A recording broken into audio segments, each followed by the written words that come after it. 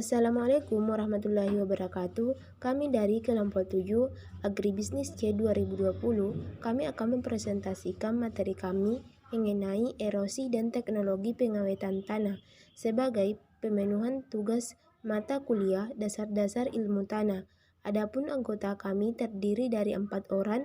Yang pertama Madina, kedua Rini, ketiga Mirwan, yang terakhir Arjun.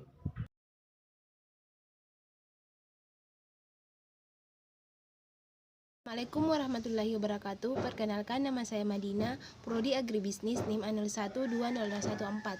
Kali ini saya akan menjelaskan tentang erosi tanah. Pengertian erosi yaitu erosi berasal dari bahasa Latin yaitu erosinem, yang berarti menggerogoti. Erosi tanah adalah proses pindahnya tanah atau bagian-bagian tanah dari satu tempat ke tempat lain oleh media alami seperti angin dan air. Erosi yang disebabkan oleh faktor angin disebut dengan deflasi. Deflasi dapat terjadi jika kekuatan angin cukup besar untuk memindahkan partikel-partikel tanah.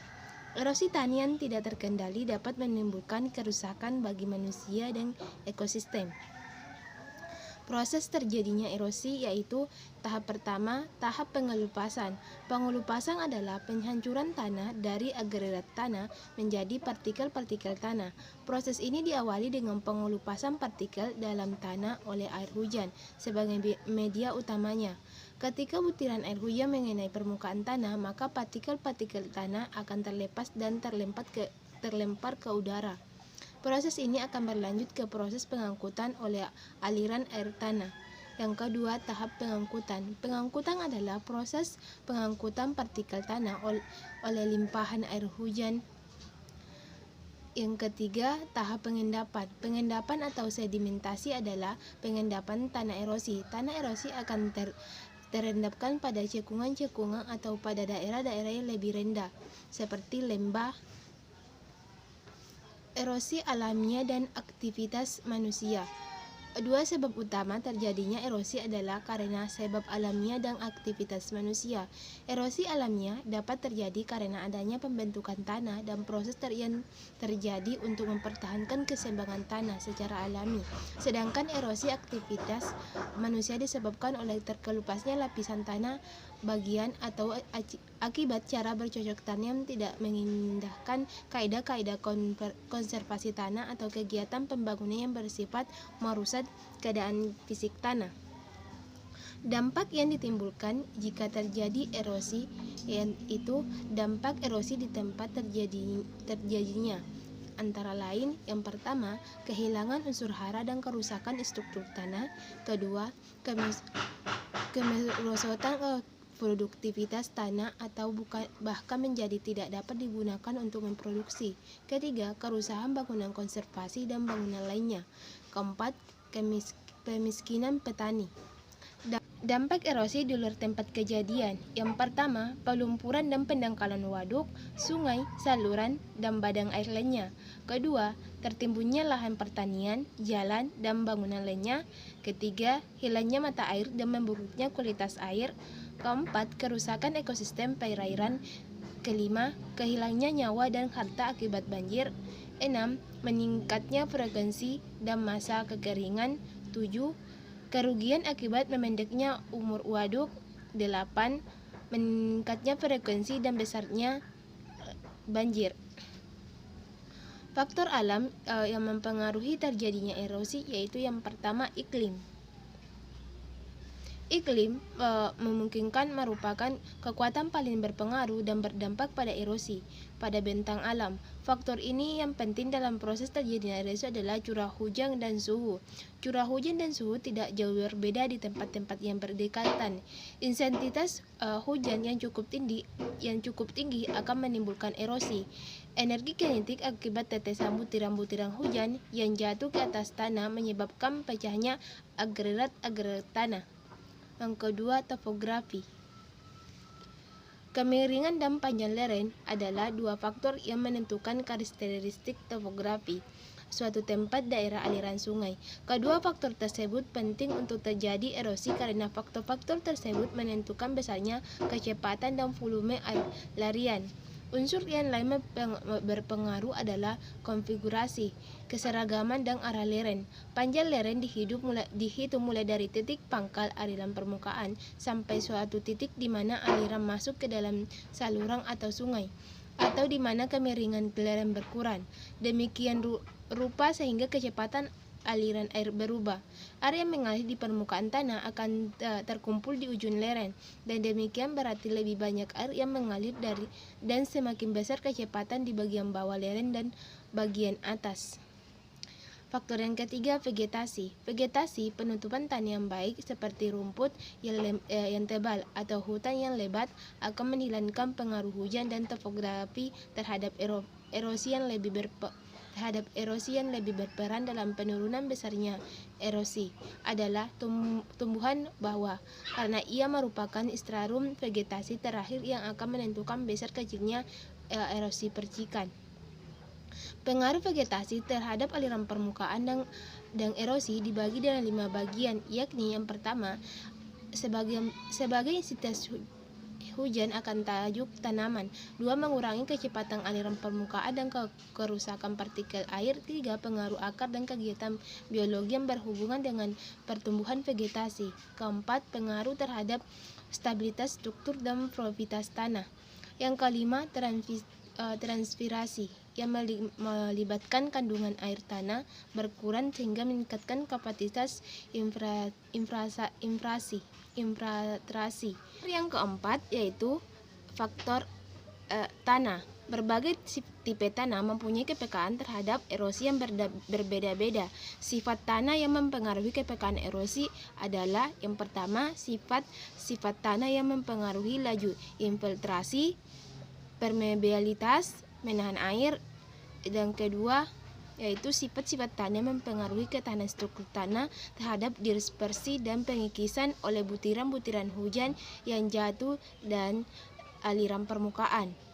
Sifat-sifat tanah yang mempengaruhi erosi adalah tekstur, struktur, bahan organik, kedalaman, sifat lapisan tanah, dan tingkat kesuburan tanah. Faktor yang kelima yaitu manusia. Manusia dapat mencegah dan mempercepat terjadinya erosi, tergantung bagaimana manusia mengolahnya.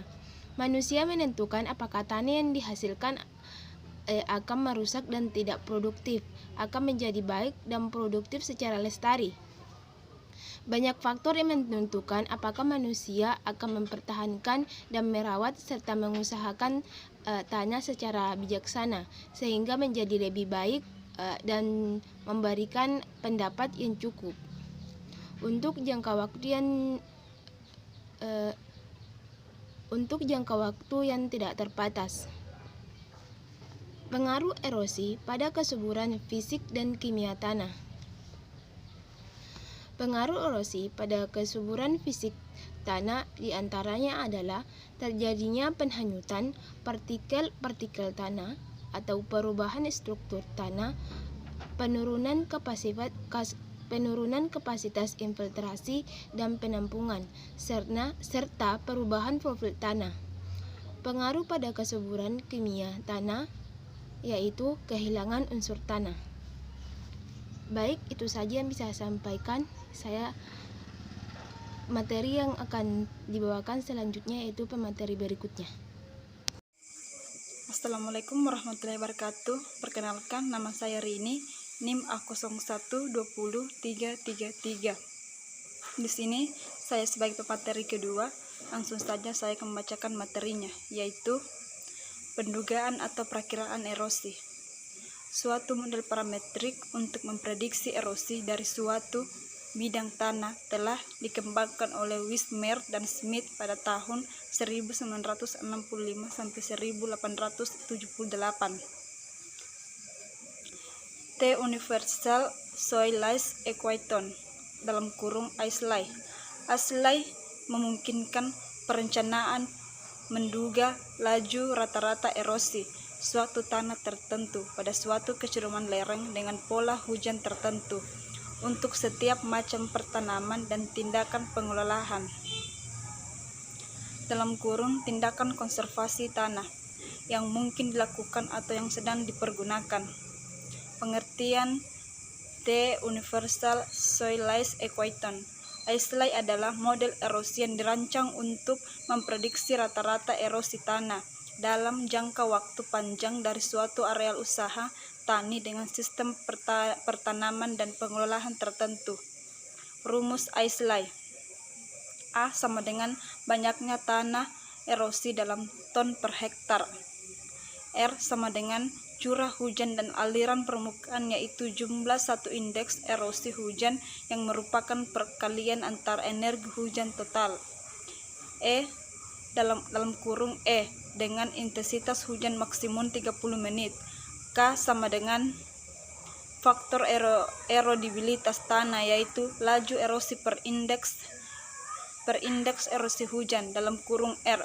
Untuk suatu tanah terdapat dari petak percobaan standar, yaitu petak percobaan yang panjang 72,6 kaki dalam kurung 22 m. Terletak pada lereng 9% tanpa tanaman. LS sama dengan faktor panjang lereng dan kecuraman lereng. Faktor panjang lereng yaitu nisbah antara besarnya erosi dari tanah suatu panjang lereng tertentu terhadap erosi dari tanah dengan panjang lereng 72,6 kaki dalam kurung 22 m di bawah keadaan yang identik. C sama dengan faktor vegetasi penutup tanah dan pengelolaan tanaman, yaitu nisbah antara besarnya erosi dari suatu areal vegetasi penutup pengelolaan tanaman tertentu terhadap besarnya erosi dan tanah dengan lereng 9%. Di bawah keadaan yang identik, P sama dengan faktor tindakan-tindakan khusus konservasi tanah, yaitu nisbah antara besarnya erosi dari tanah yang diberi perlakuan tindakan konservasi khusus seperti pengelolaan menurut kontur, penanaman, dan strip atau teras terdapat besarnya erosi dari tanah yang diolah searah lereng dalam keadaan yang identik. Adapun jenis-jenis erosi yaitu 1. Erosi percik, 2. Erosi lembar, 3. Erosi alur, 4. Erosi tebing sungai, 5. Erosi tebing internal, dan 6. Longsor. Erosi percik ini adalah proses terlepasnya partikel-partikel tanah bagian atas oleh energi kinetik air hujan. Arah dan jarak terlepasnya partikel-partikel tanah ditentukan oleh kemiringan lereng, kecepatan dan arah angin, keadaan kesasaran permukaan tanah dan penutup tanah. Kedua, erosi lembar adalah pengangkutan lapisan tanah yang merata tebalnya atau hampir seragam, sehingga erosi ini menghasilkan kenampakan yang seragam. Ketiga, erosi alur. Erosi alur adalah pengangkutan tanah dari alur-alur tertentu pada permukaan tanah, sehingga terbentuk parit-parit kecil dan dangkal. Keempat, erosi tebing sungai.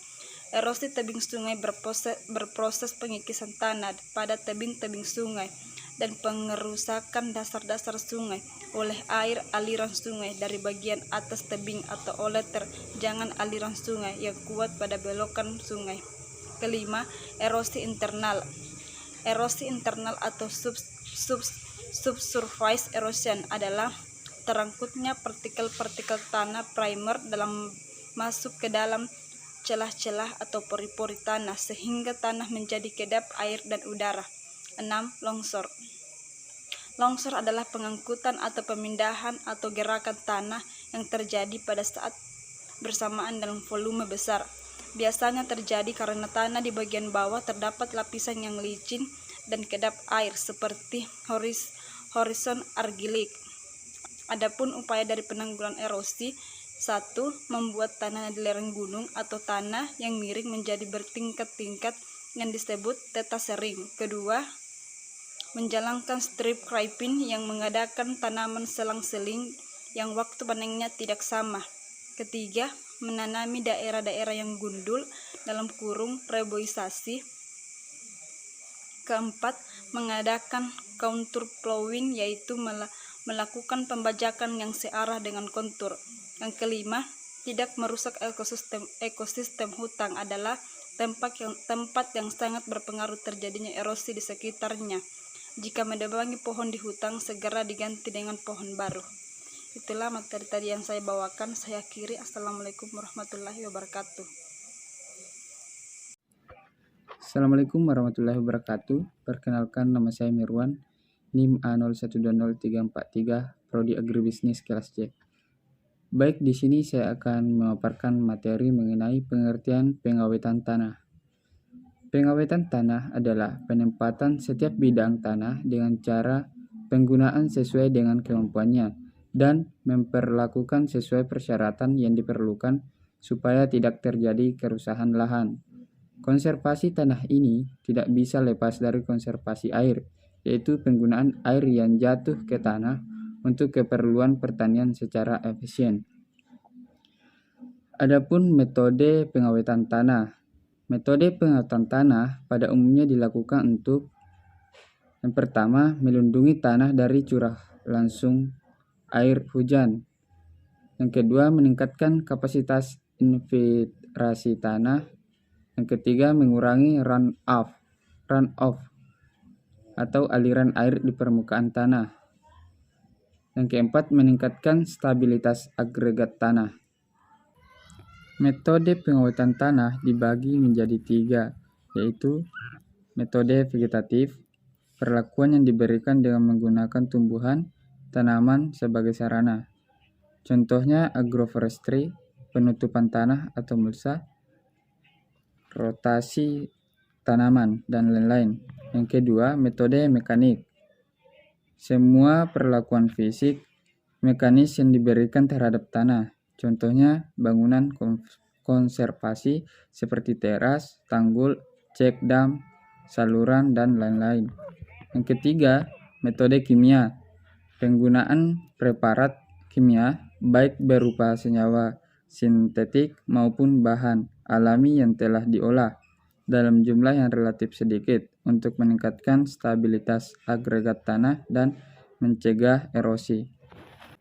Beberapa cara mengawetkan tanah melalui metode vegetatif, yaitu yang pertama penghijauan, yaitu penanaman kembali hutan-hutan gundul dengan jenis tanaman tahunan seperti akasia, angsana, flamboyan. Fungsinya untuk mencegah erosi, mempertahankan kesuburan tanah, dan menyerap debu atau kotoran di udara lapisan bawah.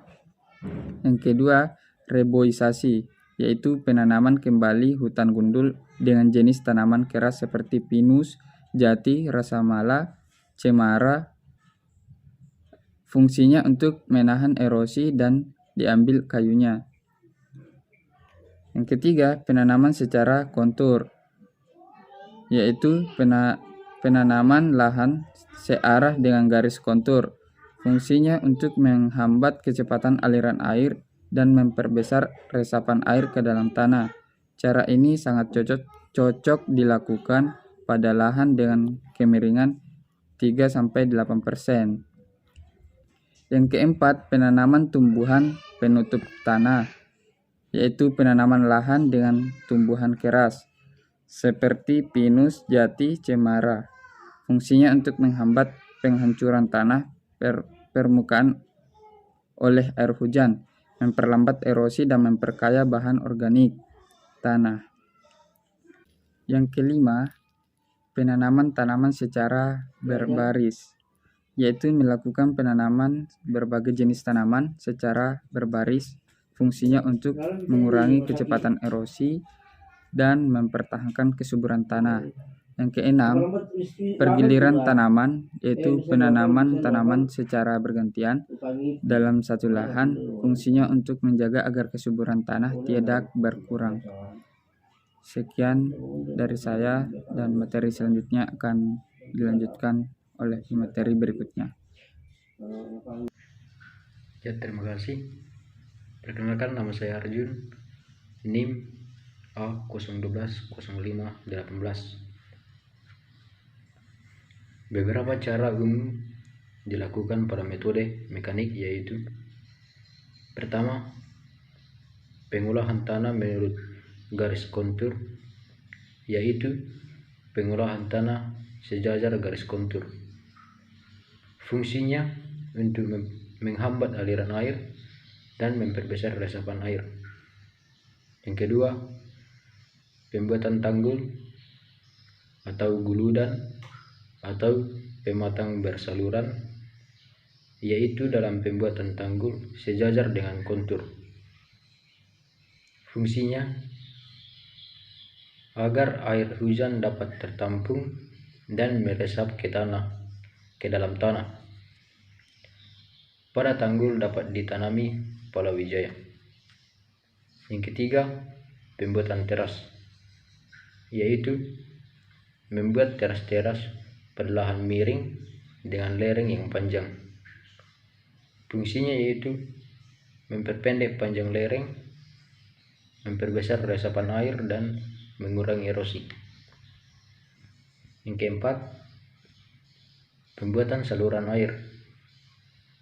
Saluran pelepasan air ini dibuat untuk memotong lereng panjang menjadi lereng yang pendek, sehingga aliran dapat diperlambat dan mengatur aliran air sampai ke sungai. Yang kedua, metode kimia. Metode kimia dilakukan dengan menggunakan bahan kimia untuk memperbaiki struktur tanah, yaitu meningkatkan kemantapan agregat. Tanah dengan struktur yang mantap tidak mudah hancur oleh pukulan air hujan, sehingga air infiltrasi tetap besar dan aliran air permukaan tetap kecil. Penggunaan bahan kimia untuk pengawetan tanah belum banyak dilakukan, walau cukup efektif, tetapi biayanya mahal. Pada saat sekarang ini umumnya masih dalam tingkat percobaan.